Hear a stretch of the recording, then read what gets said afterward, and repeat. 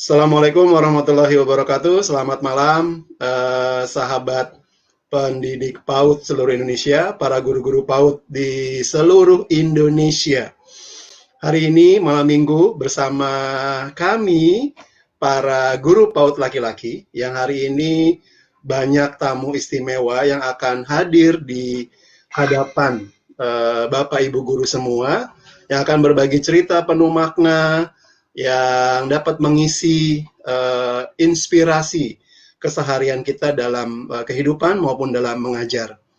Bapak Ibu guru semua, seperti biasa sebagai pengantar, kami mau menginformasikan bahwa kegiatan jejak guru PAUD laki-laki ini adalah sebagai sarana untuk silaturahim kami, para guru laki-laki, guru PAUD laki-laki kepada semua guru PAUD se-Indonesia untuk berbagi cerita. Jadi kita mau meringankan suasana yang keseharian Bapak Ibu guru sudah lelah, letih, atau kurang bersemangat. Nah, ini dia malam minggu bersama kami. Bersama siapa? Bersama kita panggil dan kita sambut tamu kita yang pertama adalah Pak Singgi. Hai, selamat malam Pak Singgi. Assalamualaikum. Hai. Waalaikumsalam warahmatullahi wabarakatuh. Apa kabar Pak Panji? Alhamdulillah baik. Tamu kedua kita adalah please welcome Pak Taufik. Selamat malam Pak Taufik. Assalamualaikum. Waalaikumsalam warahmatullahi wabarakatuh. Halo Pak Singgi semuanya. Oke. Alhamdulillah baik. Waduh, senang nih kita bertiga akan menemani rekan-rekan guru, guru-guru PAUD seluruh Indonesia untuk sama-sama berbagi cerita, berbagi ilmu, berbagi inspirasi kepada kita semua. Dan ternyata sudah ada tamu kita satu lagi yang siap untuk memandu. Woi, ini spesialisasi tamu istimewa kami, Pak Amir Setiaji. Please welcome. Assalamualaikum Pak Amir. Alhamdulillah. Ditolongin anak. Tolongin. Siap. Baik, bapak-bapak semua, saya memandu acara malam ini. Nanti akan saya ajukan, akan saya kasih pertanyaan pematik, pemancing begitu untuk bapak-bapak semua. Santai saja, nggak usah tegang-tegang gitu. Ini bukan fit and proper test. Jadi pertanyaan pertama ini mulainya dari, nanti saya acak ya, tapi semua pertanyaan akan sama, nanti kebagiannya juga bergiliran. Pertanyaannya adalah, sejak kapan atau tepatnya tahun kapan sih bapak-bapak itu mulai menjadi guru PAUD? Dan ceritakan sedikit nama lengkap dan nama lembaga. Sedikit dulu ya, nanti yang menarik-menariknya kita simpan di belakang. Kita mulai dari Pak Amir. Pak Amir, mulai dari kapan sih Pak Amir mengajar di PAUD, dan coba ceritakan nama PAUD-nya Pak Amir, di mana posisinya, dan juga nama lengkap mungkin. Silakan Pak Amir. Singkat dulu ya. Ya, terima kasih. Assalamualaikum warahmatullahi wabarakatuh. Waalaikumsalam warahmatullahi wabarakatuh. Kapan resminya? Di Jalan Dongkal. Terus pindah ke Pondok Sukatani Permai, Blok DD5 nomor 7. Nah, itu alamat. Nama lembaganya adalah Yayasan Bunga Bangsa Nusantara. Itu nama yayasannya. Nama PAUD-nya adalah PAUD Bunga Bangsa. Nah, kalau mengajarnya mulai tahun kapan Pak Amir? Ditulis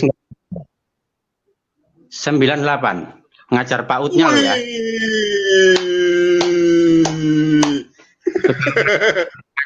98. Belum PAUD.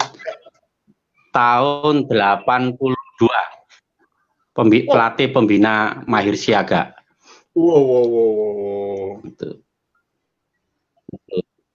Cukup dulu Pak Amir ya. Jadi Sabar. kalau ada yang kepingin pramuka ya bisa. Oke, tahan Ya. dulu Pak Amir ya. Kita beralih ke Ya, terus Pak Singgi. Pak Singgi.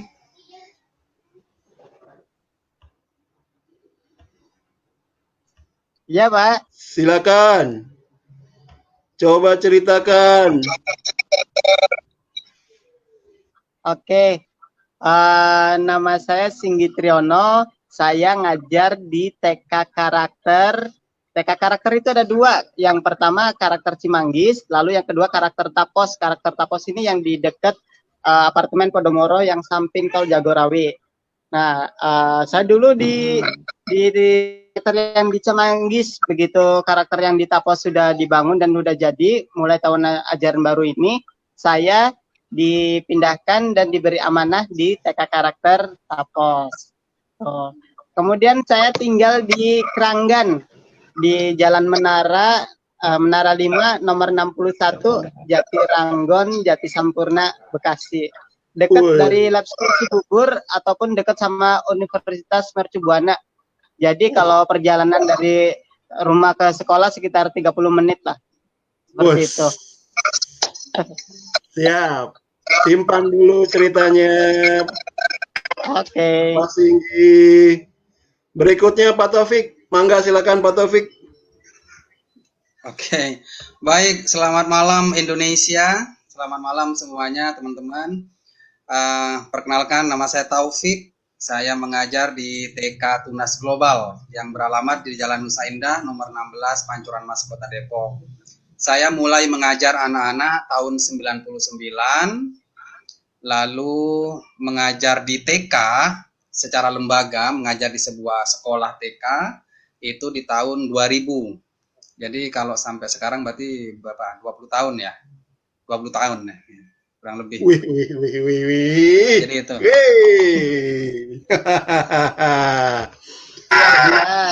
Bisa ketahuan kan ya dari perkenalan 3 tadi yang mana yang lebih muda begitu ya. Tetap saya yang paling muda Pak Panji. Ya. Sekarang kalau gitu kita mau cerita dulu deh.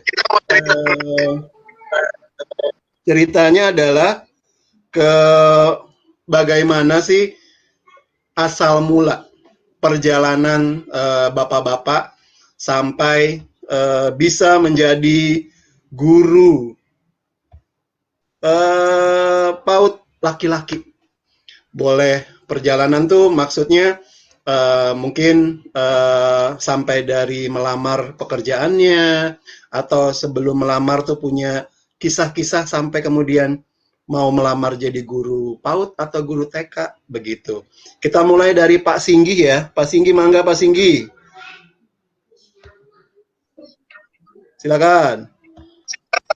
Ya, oke teman-teman semua. Hari saya akan menceritakan kisah saya kenapa sih saya jadi guru PAUD laki-laki. Saya mulai ngajar guru PAUD itu dari tahun 2008, awal bulan Februari. Kemudian itu awal mulanya itu kenapa saya ngajar di situ.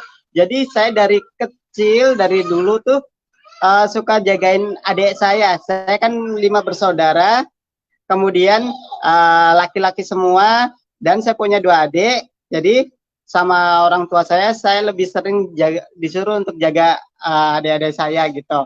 Kemudian pas saya kuliah juga tinggal di rumah saudara saya yang kebetulan juga punya 3 anak kecil dari bayi waktu itu. Ada yang bayi, ada yang balita, ada yang anak-anak kecil gitu. Jadi sembari kuliah saya numpang di rumah om tante saya. Jadi saya juga jagain anak-anak om tante saya gitu. Itulah kenapa saya juga mudah untuk dekat dengan anak-anak. Kemudian setelah lulus kuliah, anaknya om saya ini sekolahnya di TK Karakter. Seperti itu. Jadi sembari saya antar jemput, kemudian saya iseng-iseng lamar aja di situ gitu, sambil nunggu yang lain, ternyata rezekinya di TK karakter. Nah, dari situ akhirnya udah diterima, ya sudah, saya akan selalu setia. Jadi dari awal sampai sekarang saya masih di TK karakter. Seperti itu kurang lebihnya. Sip. Oke, thank you Pak Singgi. Kita beralih ke Pak Taufik. Boleh cerita sedikit Pak Taufik perjalanan karir menjadi guru PAUD. Oke, baik, terima kasih Pak Panji ya. Ini santai ya? Santai. Iya, tadinya saya mau pakai batik loh tadinya nih. Oke, Pak Panji, jadi sebenarnya pribadi seorang guru itu saya dibentuk sejak dari rumah ya. Jadi masa kecil saya itu bapak dan ibu saya adalah seorang guru SD dan juga guru MTS atau MAN ya, juga MAN. Almarhum bapak adalah kepala sekolah di suatu madrasah aliyah, ibu saya juga guru SD. Setiap pada waktu kecil itu setiap harinya saya itu dibiasakan mendengarkan cerita dan juga baca buku ya sejak kecil. Jadi kalau ibu saya pulang dari ngajar itu dibawain buku. Nah, terus pengalaman akhirnya itu membentuk jiwa saya sebagai guru ya. Terus setelah itu tahun 99 saya mulai ngelesin anak-anak itu di Kota Malang ya. Jadi ngelesin ngaji, ngelesin bahasa Inggris di Kota Malang. Semakin hari semakin banyak yang dilesin nih. Jadi pada saat itu murid les saya anak-anak TK itu sampai ada 20 anak kecil. Sehingga pada tahun 99 itu saya merasa perlu ilmu tentang anak. Dan saya butuh cepat, kalau kuliah 4 tahun kelamaan. Jadi saya mengambil jalan pintas, yaitu belajar tentang psikologi anak, karena banyak sekali saya ngelesin anak kecil hampir 20. Lalu saya ngambil kuliah singkat, yaitu Lembaga Pendidikan Guru Taman Kanak-Kanak, LPGTK. Itu tahun 99. Karena saya ngajar anak-anak, ngelesin anak-anak sampai 20 lebih. Jadi saya merasa ilmu saya tentang anak-anak harus ditambahin. Kalau kuliah kelamaan. Jadi saya ngambil LPGTK 6 bulan di sebuah lembaga LPGTK. Nah, selama 6 bulan itu ternyata di tempat LPGTK itu juga ada TK. Jadi ternyata setelah lulus saya langsung ditarik sebagai guru TK. Jadilah di tahun 2000 Agustus tahun 2000 saya menjadi guru TK secara resmi. Yaitu pegang playgroup, pegang TKA, pegang TKB sampai seterusnya.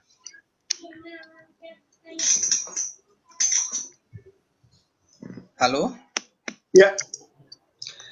Jadi tahun 2000 lah secara resmi saya menjadi guru TK Pak Panji sampai sekarang. Sebenarnya sekarang ini saya secara diberikan amanah di SD, tapi tetap karena jiwa saya senang dengan anak-anak, jadi tetap saya mengajar di TK. Jadi dalam 1 minggu itu ada waktu bagi saya ngajar TK secara rutin. Itu di TK saya ngajar, yaitu ngajar kelompok B. Kenapa harus mengajar TK? Karena saya ingin memelihara imajinasi saya.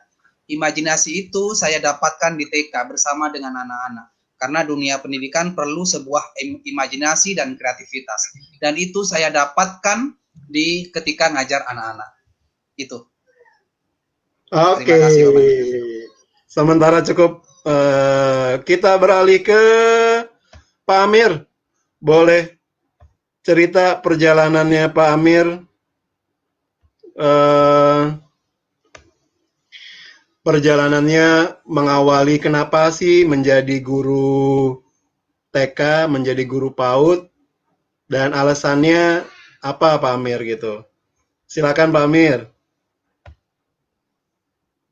Pak Amir sepertinya di-unmute.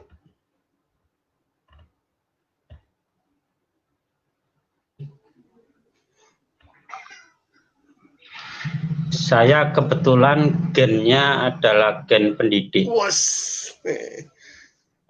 Jadi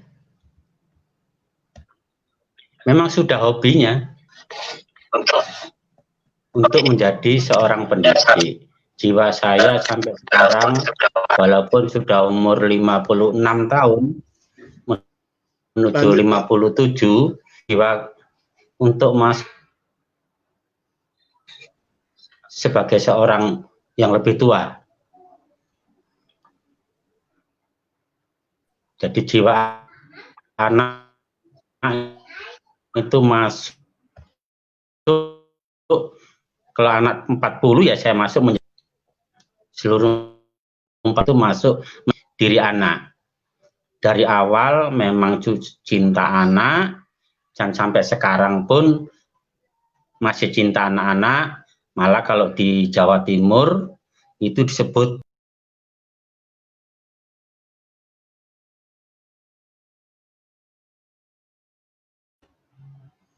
Sepertinya agak terkendala Pak Amir.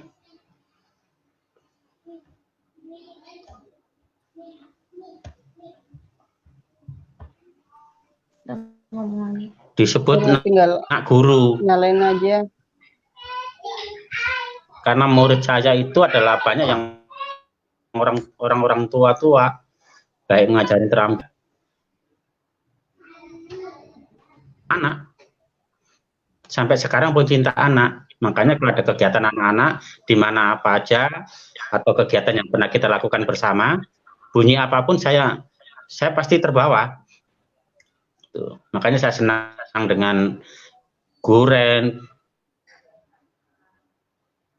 baik tingkat Depok, tingkat lebih besar lagi saya senang. Cuma yang saya sayangkan itu ada diskriminasi ini ke guru laki-laki ini yang saya masih timbul pertanyaan. Diskriminasinya disimpan itu tetap saya bawa kemana-mana. Pak Amir ya. Kita iya pokoknya semua lah ke pertanyaan berikutnya nih buat Pak Amir. Ya. Terkait dengan tadi yang Pak Amir bilang senang dengan anak-anak. Pak Amir punya pengalaman unik dalam mengajar atau mendidik anak-anak PAUD TK seperti apa Pak Amir? Boleh ceritakan pengalaman yang unik, misalnya ya bermain sesuatu kah, atau ada yang sampai bagaimana dengan Pak Amir begitu? Boleh cerita Pak Amir? Ya, makasih. Pengalamannya sangat banyak, antara lain masuk ke kumbangan mencari ikan. Woi.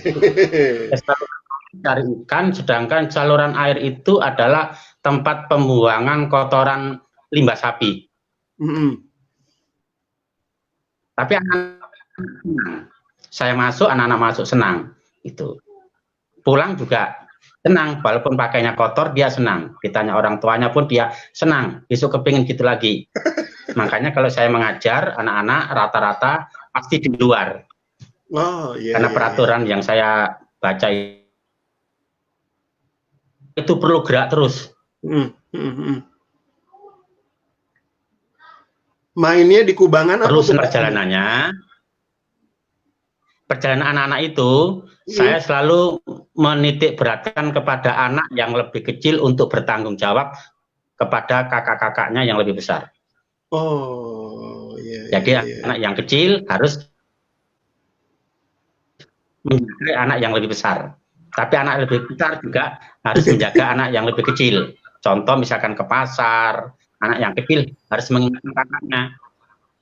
Lewat jalan raya, yang kecil mengingatkan kakaknya, dilarang di tengah. Padahal yang kecil yang paling sulit dikendalikan. Dan itulah yang menjadi pembina ini, leadernya. Oke, sip. Sementara cukup dulu Pak Amir ya. Jadi pangan yang paling senang yaitu tadi nyemplung ke saluran-saluran. Berikutnya saya mau minta mencari ikan, mencari cacing, mencari cerita dari Pak Taufik, pengalaman unik bersama anak ketika di sekolah, seperti apa sih? Boleh cerita? Boleh 1, boleh 2, boleh. Silakan Pak Taufik. Karena saya 20 tahun ya bersama anak-anak kecil, memang banyak sekali ya pengalaman-pengalaman seru sama anak-anak ya. Tapi yang memang sangat membekas itu ada beberapa. Yang pertama itu awal-awal saya menjadi guru TK ya, itu tahun 2000. Jadi seperti yang saya sampaikan tadi, saya kan tahun 99 itu kan saya ngelesin anak-anak ya. Ngelesin anak-anak tetangga semua yang hampir 20 itu saya lesin. Nah, suatu ketika anak tetangga saya tahun 2000, kalau di anak di tetangga itu kan manggilnya Mas ya, Mas Taufik dulu ya. Anak-anak kecil tuh manggilnya Mas Taufik. Karena waktu itu pun juga umur saya juga masih 20-an gitu ya, masih unyu-unyu lah ya.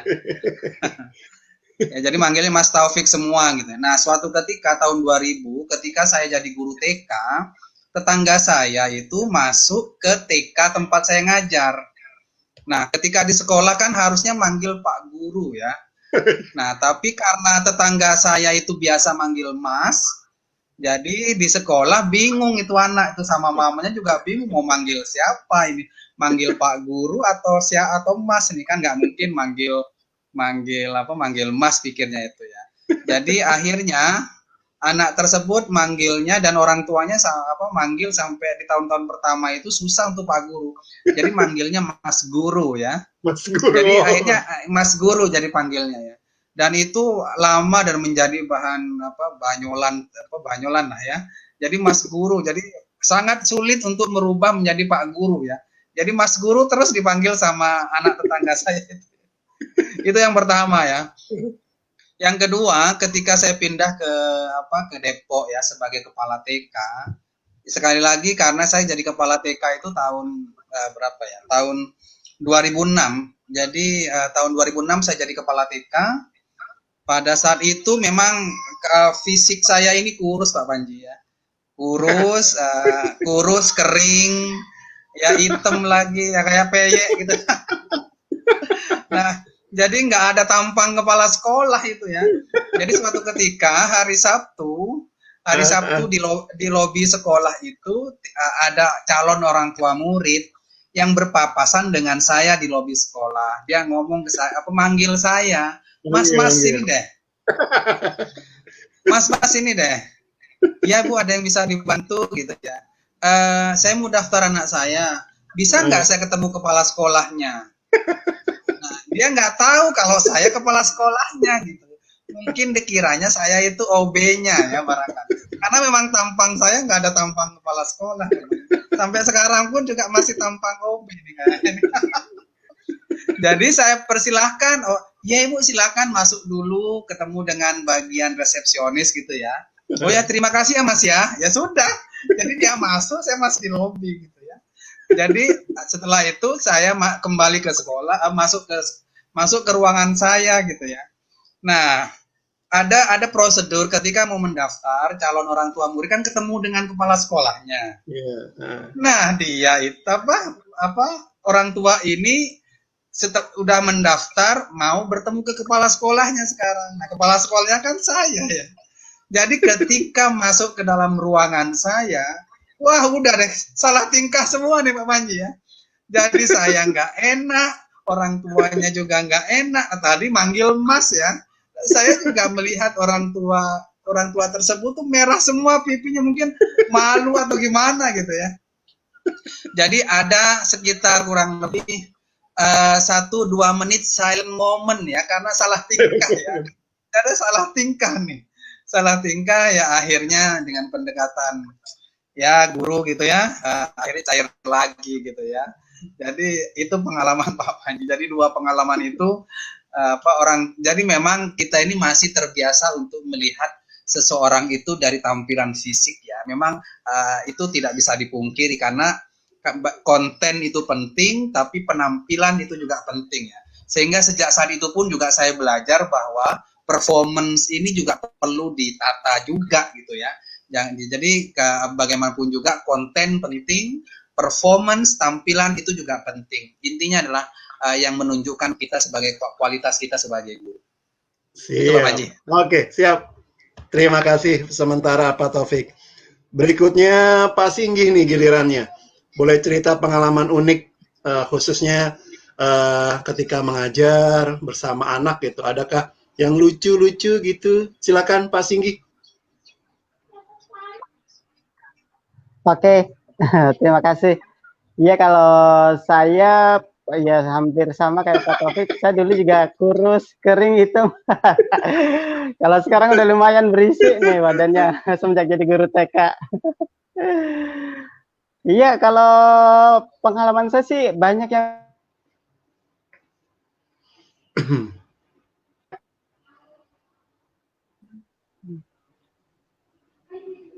Ya, Halo? silakan Pak Singgi. Iya.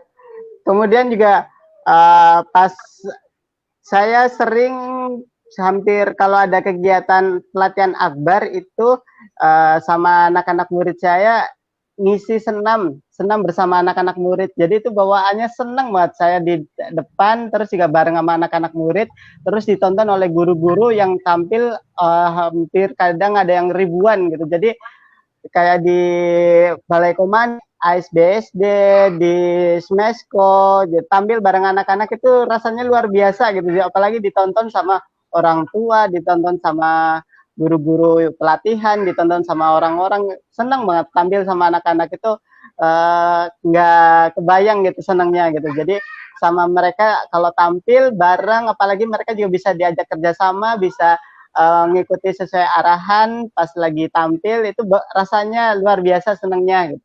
Dan saat perjalanan ke sana tuh saya berusaha ngajak mereka tuh moodnya biar senang, jadi saat tampil mereka tuh juga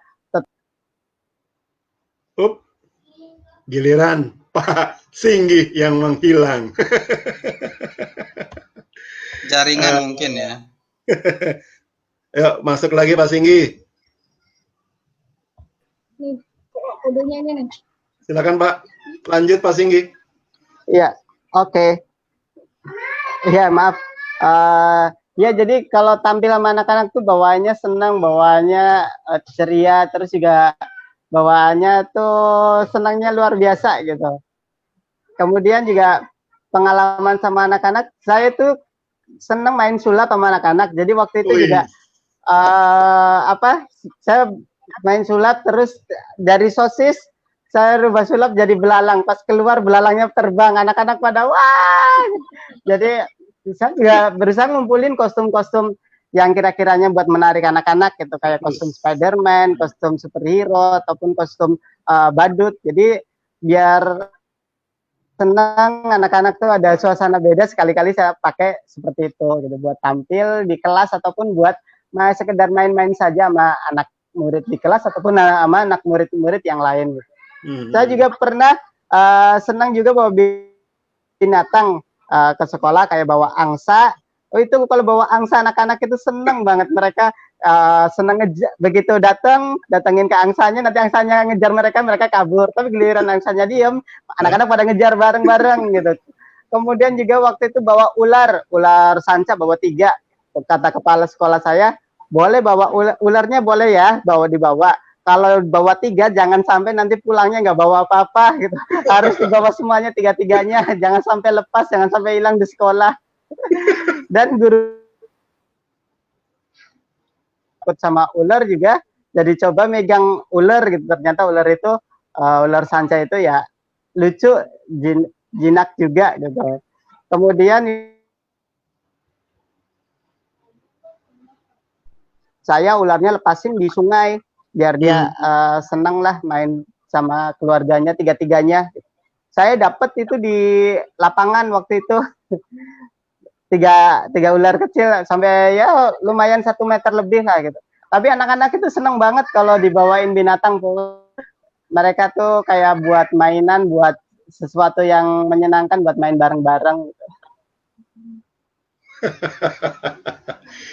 Iya Pak Singgi. Nah, ini boleh ke pertanyaan berikutnya ya, buat Pak Singgi, Pak Amir, juga Pak Taufik. Ini tadi, Pak Pak Singginya keluar lagi. Pertanyaannya adalah, tadi Pak Amir sempat menyebutkan bahwa ada perbedaan guru laki-laki, PAUD laki-laki dengan guru PAUD perempuan. Nah, ini pertanyaannya ke arah sana, tapi saya kemudian membuat pertanyaan menjadi, apa sih tantangannya menjadi guru PAUD laki-laki? Kita mulai dari Pak Amir ya. Pak Amir, silakan Pak Amir. Apa tantangannya sih menjadi guru TK laki-laki, Pak Amir, menurut Pak Amir? Tantangan menjadi guru PAUD laki-laki sebenarnya tidak ada. Tidak ada. Namun kalau di harus ada tantangan Ya. adalah dalam menjiwai sebagai seorang guru itu laki-laki, mungkin Kang Singgi, Kang Taufik, Kang Panji dan semua yang lain-lain, itu adalah jiwa laki-lakinya yang menjadi sakutnya hilang itu. Jiwa anak-anak, tapi jiwa laki-lakinya jangan hilang. Nah, makanya saya tetap seperti begini. Kalau main itu ya tetap begini. Nah, tantangan yang kedua adalah bahwasanya masih masyarakat, baik itu masyarakat umum maupun masyarakat awam dan sampai ke tingkat dinas pendidikan, bahwasanya melihat guru laki-laki menjadi guru PAUD atau guru TK itu aneh. Bahasa kasarnya tidak dipercaya gitu loh. Apalagi kayak model kayak saya, kalau pas brewok semua gitu, guru TK kok gak brewokan gitu, kan gitu. Padahal hati saya adalah pink. Hati saya pink. Ada yang tersakitin, ada yang, pokoknya ya itulah. Diskriminasi antara lain hambatannya seperti itu. Untuk itu saya mohon disebarluaskan bahwasanya guru laki-laki dan guru perempuan itu perbedaannya adalah cuma ya satu tadi, yang satu bisa melahirkan, yang satu tidak bisa melahirkan, hanya itu aja. Itu yang jadi tantangan. Dan tantangan ketiganya yaitu sulit untuk ngumpul. Diajak makan aja sulit gitu. Sesama guru kita ngajak makan aja sulit. Bener, saya mau datang ke Kang Tope, Kang Panji, Kang itu semuanya, itu apalagi dalam situasi seperti ini, ngundang makan aja kok takut gitu loh. Atau saya sering digerebek sama petugas kopi itu, sering datangin saya, Pak ada Lailatul Jemaah didatangin, Khutumul Quran didatangin. Ya udah, nasib saya memang seperti itu, hobinya ngaji, hobinya silaturahmi, makan bareng, ya gimana lagi. Nah, makanya saya kepingin hambatan utama adalah bagaimana kita supaya bisa kumpul, hanya itu aja. Oke, siap Pak Amir. Sementara cukup dulu ya Pak Amir. Ya. Oke, teman-teman, ini kita di Facebook sudah ada yang memberi tring. Ada 18 yang lagi nonton, ada 6. Ada Pak Singgi. Hai Bro Singgi, ada Bu Leni, ada ini sepertinya followernya Pak Singgi semua ini. Ada Pak Muhammad Arif, ada Kak Rian, ada wah ini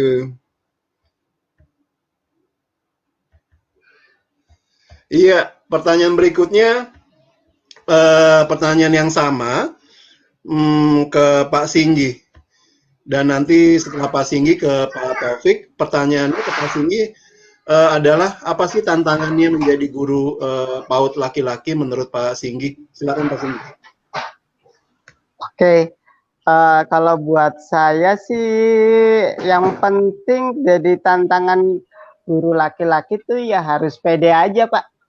Karena kan banyak orang yang menganggap remeh, apalagi tulang punggung keluarga, cuma guru TK, ada yang menganggap seperti itu. Kadang ya kenapa sih cuma ya gitulah, guru TK itu banyak yang beranggapan kurang baik, terutama dalam hal ekonomi ya Pak ya.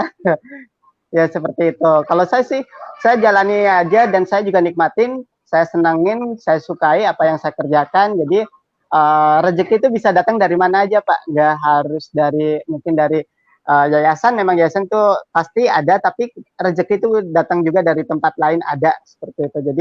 Jadi guru laki-laki itu ya tetap pede aja, tetap jalani aja, dengan ketemu dengan siapapun juga. Guru laki-laki itu guru langka, jadi kita malah jadi salah satu orang yang sangat ditunggu-tunggu oleh anak laki-laki, oleh anak-anak di sekolah. Karena apa? Karena seorang anak-anak kan pasti ada yang ayahnya keluar kota atau ayahnya pergi tugas dan lain-lain. Nah, jadi guru perempuan itu sebagai sosok ibu dan guru laki-laki itu adalah sebagai sosok ayah. Jadi alangkah baiknya kalau setiap sekolah itu ada guru laki-laki minimal satu. Jadi sebagai pelengkap ayah dan bunda di sekolah seperti itu. Dan ya senangnya jadi guru laki-laki itu gampang dikenali oleh orang lain, Pak. Ya enggak?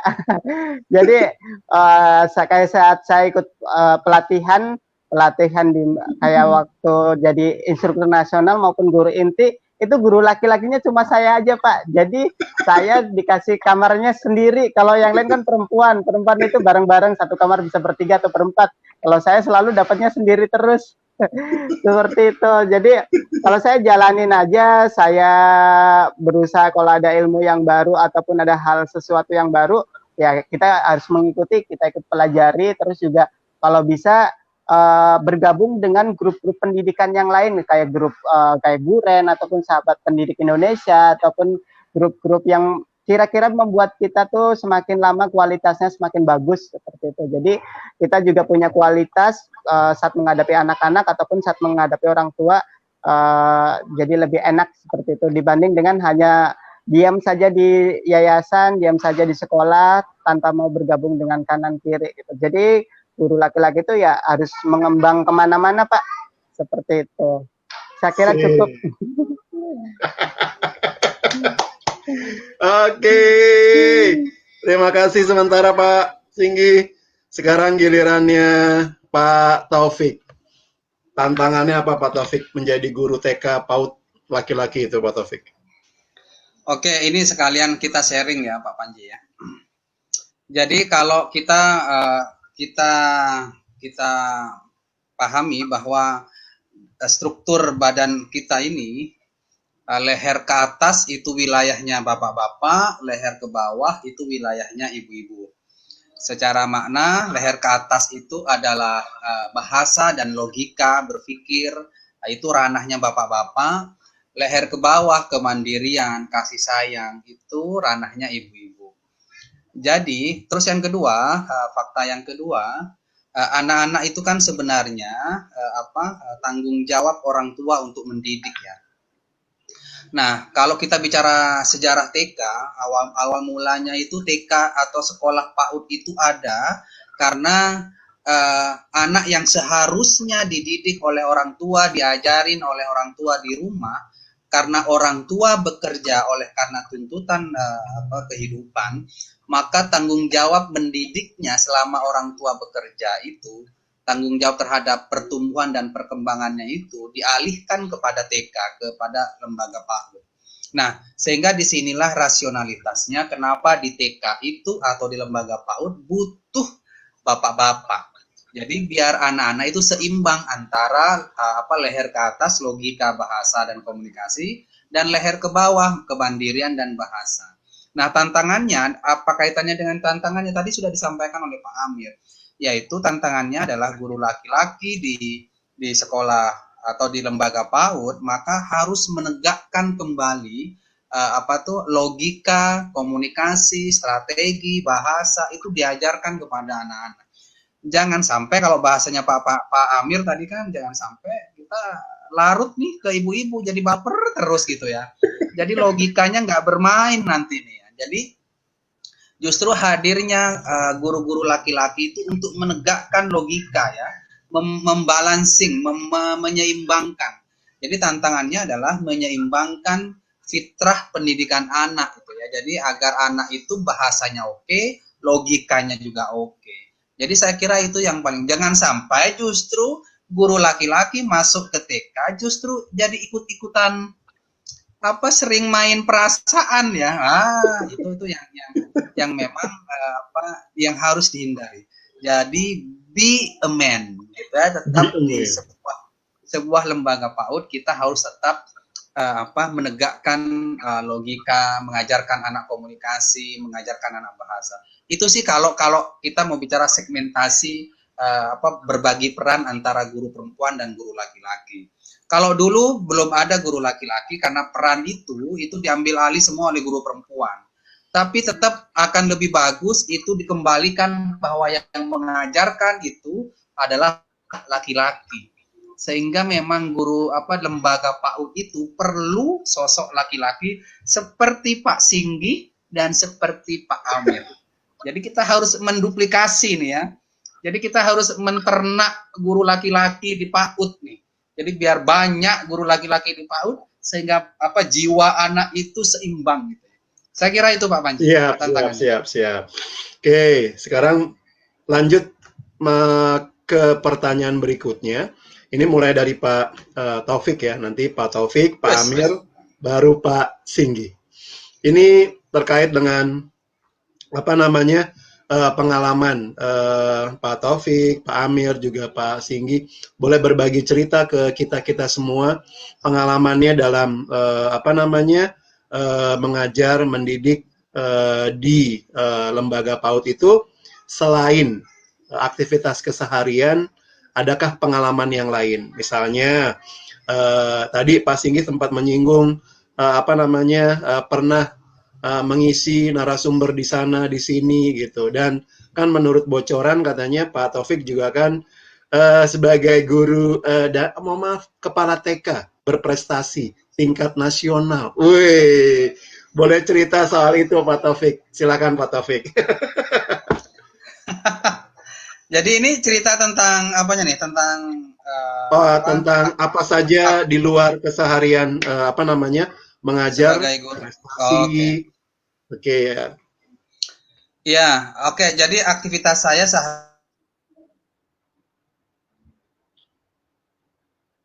aktif di RW Ramahana Pak Panji. Jadi di RW Ramahana di lingkungan. Jadi sebelumnya saya adalah ketua RT. Terus naik jadi ketua RW Ramahana. Nanti naik lagi jadi lurah nih jadi. Jadi jadi tetap guru itu punya kehidupan sosial juga. Jadi memang kita memang juga harus aktif di lingkungan. Jadi saat ini saya sebagai ketua RW Ramahana di lingkungan tempat saya. Selain ketua RW Ramahana, saya juga aktif di K3S ya, kelompok kerja kepala sekolah. Saya ketuanya di Kecamatan Pancoran Mas, saya ketua. Terus untuk di level kota, yaitu musyawarah kerja kepala sekolah, saya wakil ketuanya.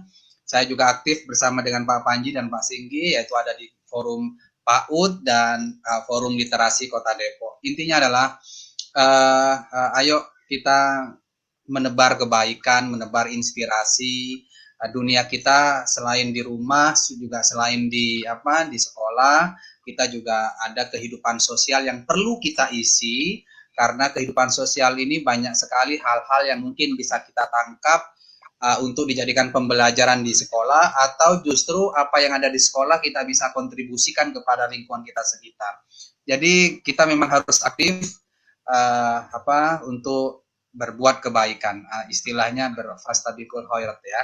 Jadi berlomba-lomba untuk berbuat kebaikan. Saya kira itu pengalaman saya selain aktivitas saya di sekolah. Terima kasih. Oke. Terima kasih Pak Taufik. Berikutnya Pak Amir. Pak Amir, boleh cerita ke kita-kita yang sesama guru PAUD atau yang sedang menonton tayangan ini, kegiatan keseharian Pak Amir selain mengajar, aktivitasnya apa saja Pak Amir? Silakan Pak Amir. Ya, terima kasih. Kegiatan saya selain mengajar, punya iseng-iseng. Kalau hari Senin ngaji, itu ya ngaji. Terus hari Kamis itu ada 3 kegiatan, juga ngaji sampai jam 3 ke maghrib. Jadi karena kegiatannya di majelis dzikir, jadi bagaimana menghidupkan orang itu cinta kepada Allah itu baik. Terus ada kegiatan lagi yaitu lintas agama. Namun kegiatan yang paling rutin itu adalah masuk kandang ayam, kandang burung, bercengkerama dengan ayam dan burung. Ngapain tuh Pak Amir? Jadi apa aja? Ya komunikasi. bercengkerama karena hiburan cuma itu. Selain ke cucu cuma itu. Tapi kalau ada yang pengen ayam, saya ini yang masih bingung. Karena saya tidak bisa bermanajemen dengan namanya uang. Nah, tolong dibimbing dengan saudara yang lain, diajak saya untuk itu. Karena kalau ada orang butuh ambil aja, saya begitu. Oh gitu. Ya, itu pula di proyek. Untuk bangun-bangun rumah, silakan bisa menghubungin saya lewat bisa harian, bisa borongan. Nah, tapi tetap saya seperti itu. Mau dikasih berapa saya terima. Terus jual tanah dan rumah. Kalau ada yang belum punya tanah, ya udah silakan beli tanah saya. Maunya gimana? Supaya martabatnya atau ekonominya, jenjang sosialnya itu dia yang belum punya rumah bisa memiliki rumah dengan tidak menggunakan maaf aja dipersulit kayak harus ini harus itu. Dengan gitu saya happy, anak istri saya juga happy, saya juga happy. Jadi gitu kan saya dalam artian saya tugasnya cuma ibadah. Jadi kalau ke Kang Panji, ke Kang Topik, Kang sebagainya, saya diundang berulang kali, sehari 3 kali, 4 kali, terus dicuekin, suruh balik lagi, ya saya tenang aja. Karena saya prinsipnya itu tadi, Allah yang manggil, itu aja. Nah, saya sudah kesana aja mikirnya. Jadi kalau ada yang kepingin undang saya persilakan. Dikasih makan syukur, nggak dikasih ya syukur. Kasih satu syukur, nggak dikasih saku juga syukur. Takdir saya memang sudah menjalankan itu. Anak-anak butuh ya udah nanti kita malam-malam doa atau pagi dengan izin Allah yang kayak ini tadi juga sama. Sudah 3 hari memang nggak ada isinya. Makanya anak yang dipanggil itu nggak ada isinya. Ajarin papamu mau komunikasi dengan teman-teman.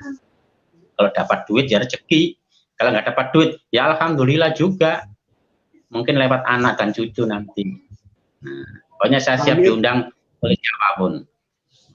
Butuh ayam masih ada, burung ada. Cucunya ada berapa sih Pak Amir? Cucunya sementara cucu kandung 2. Laki-laki atau perempuan? Banyak. Cucu ponakan banyak. Cucunya yang anak pertama perempuan, dari anak yang kedua laki-laki. Siap, sementara cukup ya Pak Amir. Yes. Oke, sekarang ke Pak Singgi nih. Cerita ke kita nih aktivitas Pak Singgi di luar sebagai apa, punya apa namanya, tadi kan Pak Singgi menyebut training dan segala macam gitu. Boleh cerita Pak Singgi, silakan. Ya. Oke, untuk aktivitas saya di luar sekolah atau di luar lembaga, kalau di rumah saya suka bercocok tanam juga. Jadi memanfaatkan lahan yang ada di depan rumah, yang di samping rumah, di belakang rumah, bareng sama bapak mertua, nanam macam-macam seperti pisang, singkong, nangka, pepaya, segala macam tanaman rempah-rempah juga ditanam, kayak serai, kayak daun buat luka, banyak dah seperti itu. Jadi buat ketahanan pangan juga Pak Panji. Kalau misalkan ada tetangga yang minta daun singkong atau minta serai ataupun minta apa, silakan lah ngambil, banyak kok di depan, samping dan belakang rumah saya gitu. Kemudian juga saya juga peternak juga sama kayak Pak Amir. Saya kan awal-awalnya itu anak saya itu alergi makan kayak makan tempe, makan ayam negeri ataupun telur ayam negeri. Jadi saya di rumah berusaha pelihara ayam, bebek, angsa gitu. Dulu nggak ada angsa, tapi karena ada bebek yang dicuri, akhirnya saya pelihara angsa. Karena apa? Kalau angsa ada orang lain dia pasti berisik gitu, langsung nyosor-nyosor. Dan alhamdulillah semenjak ada angsa, aman, nggak ada yang nyuri ayam ataupun bebek saya gitu. Dan untungnya itu hampir setiap hari tuh ada aja telur yang bisa dipakai. Jadi sebagian telur dikeremin, sebagian kita masak untuk konsumsi sehari-hari gitu. Ya kurang lebih sekarang ada sekitar 30 sampai 40 ayam Jadi lumayan juga. Kita sih lepasin di sekitar rumah. Jadi kebetulan kan rumah juga nggak lalu lalang banyak motor ataupun mobil, kayak rumahnya deket pojok. Jadi ya udah ayam, angsa ataupun bebek jalan-jalan depan ke rumah gitu. Jadi aman-aman aja. Pergi pagi, pulang sore gitu. Pagi makan, keluar jalan-jalan. Nanti siang kalau kita udah sediain makan, mereka pulang. Habis makan pada jalan-jalan lagi. Sore pulang sekalian makan sore terus sama tidur gitu. Besok pagi ya gitu terus rutinitas ayam sama angsa di rumah. Kemudian untuk kegiatan yang di luar, saya ngajar di Pohon Ceria. Jadi sudah sekitar 4 tahun saya ngajar anak-anak di Pohon Ceria di daerah Jakarta Utara di Kapuk. Awalnya dulu cuma tiga anak, kemudian sekarang kurang lebih sekitar 50 sampai 60 anak lah gitu. Tapi berhubung karena ada COVID seperti ini, jadi sementara kita liburkan dulu. Nggak tahu entah sampai kapan. Sebenarnya sih saya juga kangen sama anak-anak di sana, karena apa, kalau setiap minggu itu mereka selalu nungguin saya gitu. Dan saya tuh di daerah Kapuk itu hampir semuanya kenal saya, anak-anaknya gitu. Kadang juga orang dewasa, saya nggak kenal, mereka pada kenal gitu.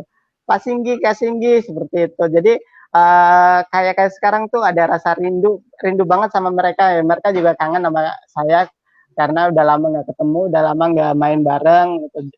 Dan ya hampir setiap minggu saya selalu kalau nggak ada kegiatan di luar ya pasti selalu ngajar mereka gitu.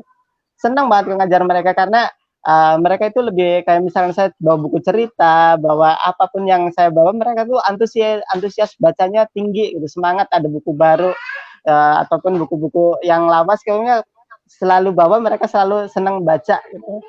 Kemudian juga selain di Pohon Ceria yang udah 4 tahun saya ngajar sendiri saya Pak di sana. Selain itu ada juga oh ya, siapapun yang ikut ke sana ngajar pasti akan kangen dan pengen ngajar lagi. Pernah waktu itu teman saya juga datang ke situ ikut ngajar, pengen banget ke situ lagi. Dan juga teman-teman saya yang lihat, saya kan suka posting juga di Facebook ataupun IG tentang ngajar di Pohon Ceria, mereka tuh pengen, pasti aku pengen dong ikut gabung, ikut bareng ngajar anak-anak di sana gitu, karena mereka tuh juga pengen ketemu anak-anak yang ramah, yang pengen main sama-sama, apalagi tempatnya tuh enak, tempatnya di alam bebas di daerah Jakarta Utara sana gitu. Selain ngajar juga saya kalau setiap dari tahun 2015 bersama Pak Taufik jadi instruktur nasional, kemudian sekarang jadi guru inti karena instruktur nasional sekarang udah namanya berubah jadi guru inti.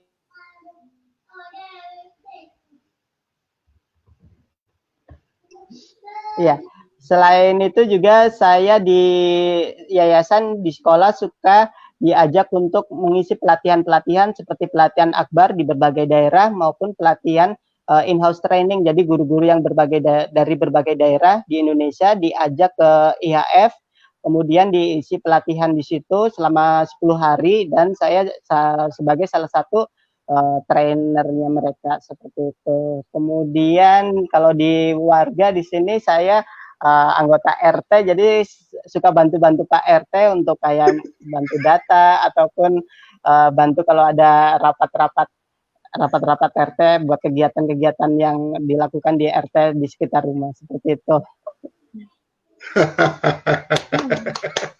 Oke. Jadi jadi setiap hari Senin sampai Jumat itu sama anak-anak di sekolah, Sabtu sama anak-anak di rumah, Minggu sama anak-anak di Pohon Ceria. Jadi bawaannya setiap hari itu sama anak-anak terus dan rasanya juga ya senang lah seperti itu. Apalagi juga bergabung juga sama Pak Taufik, sama Pak Panji, Pak Amir di Guren, kemudian juga bergabung di forum PAUD Kota Depok seperti itu. Sip. Aduh, Masya Allah. Pak Singgi, Pak Amir, Pak Taufik, tak terasa kan waktunya sudah 20.30. Ini pertanyaan penutup buat Pak Singgi, Pak Amir, dan Pak Taufik nanti. Pertanyaan penutup itu ada 2. Okay.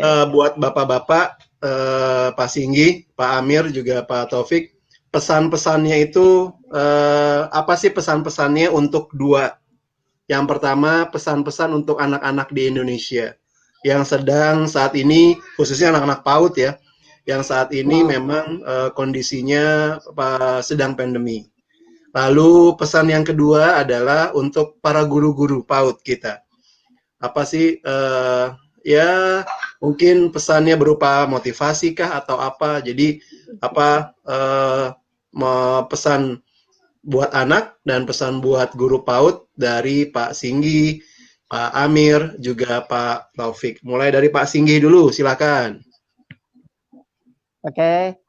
Pesan saya buat anak-anak di Indonesia, terutama anak-anak PAUD, tetap semangat ya di rumah, belajar sama ayah, bunda, kegiatan di sekolah dikerjakan di rumah. Pasti anak-anak jadi anak-anak yang kreatif, jadi anak-anak yang patuh dan ceria. Pasti anak-anak bersabar, jangan lupa juga berdoa biar semuanya berlalu dan kita bisa bertemu dengan teman-teman dan guru-guru tercinta di sekolahan, bermain dan belajar bersama.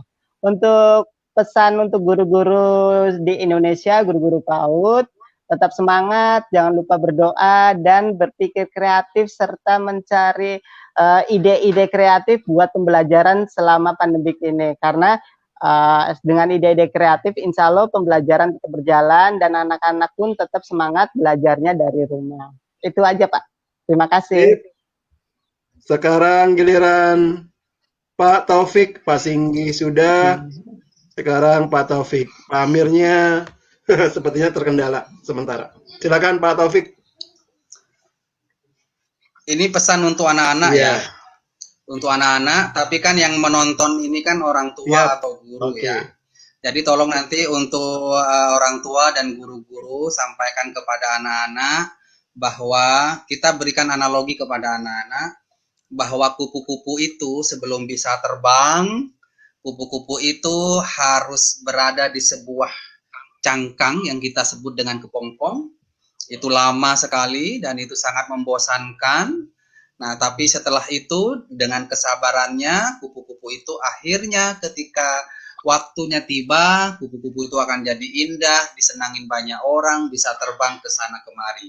Nah, anak-anakku semuanya, saat ini kalian seperti kupu-kupu atau seperti kepompong ya. Jadi kita berada di rumah terlebih dahulu, sampai dengan virus ini sudah pergi, sudah hilang. Mudah-mudahan nanti segera selesai. Nah, yakinlah, percayalah ketika nanti sudah saatnya dibuka sekolah, kalian akan ditunggu, disenangi, dirindukan oleh guru-guru kalian. Jadi saat ini bersabarlah seperti kupu-kupu saat menjadi kepompong. Untuk guru-guru di seluruh Indonesia, teman-temannya Pak Singgi, teman-temannya Pak Panji, teman-temannya Pak Amir di seluruh Indonesia, ada sebuah quote yang sangat menarik dan saya pegang sampai saat ini, dan ini saya akan berbagi, yaitu nemo dat kuat non hebat. Kita tidak bisa memberi apa yang kita tidak punya. Kita tidak bisa memberi uang kalau kita tidak punya uang. Kita tidak bisa memberikan bahagia kepada anak-anak kalau kita tidak bahagia. Jadi bahagiakan diri kita untuk memberikan bahagia kepada anak-anak semua, murid-murid kita. Jadi kita tidak bisa memberi apa yang kita tidak punya. Kita tidak bisa mengajarkan disiplin kepada anak-anak kalau kita tidak disiplin. Jadi itu pesan dari saya, bahagialah gurunya agar kita bisa memberi bahagia kepada anak-anak. Oke, itu saja.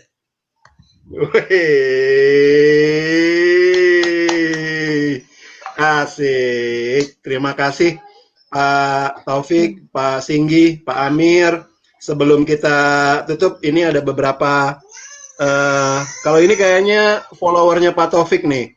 Ada Mr. Taufik, guru di Tuglo, Kak Singgi. Wah, ini followernya Pak Singgi.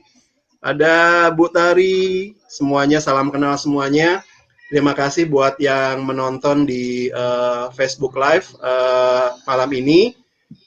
Mudah-mudahan cerita kami memberikan inspirasi kepada seluruh guru PAUD di Indonesia. Terima kasih. Terima kasih. Pak Taufik. Salam buat keluarga di rumah. Mudah-mudahan pandemi ini bisa segera berakhir. Terima kasih. Amin. Assalamualaikum warahmatullahi wabarakatuh. Selamat malam. Waalaikumsalam warahmatullahi wabarakatuh. Bye. Selamat malam semuanya. Waalaikumsalam warahmatullahi wabarakatuh.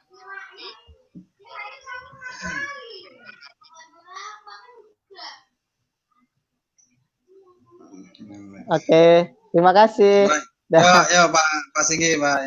Ya.